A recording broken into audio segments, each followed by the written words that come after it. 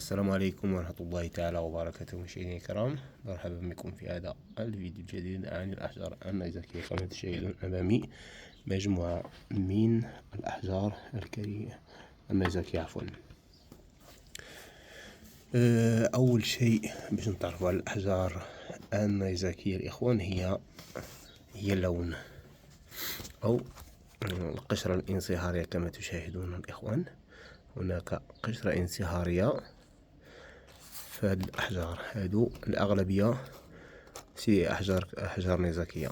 كما تشاهدون هناك تشققات، شوف معايا تشققات. العامل ديال التشققات هو الضغط كما تشاهدون. ولا تاني حاجة هي المغناطة الإخوان، يعني المغناطة تبان لكم هادو.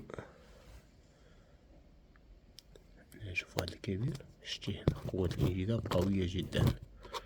هذا هنايا لابارتي هادي ديجا مسقولة شي شوية، وهذا مسقول.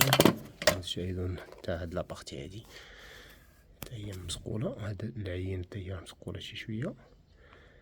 تشوفوا الداخل ديالها لمعان، يعني قلنا القشرة الانصهارية.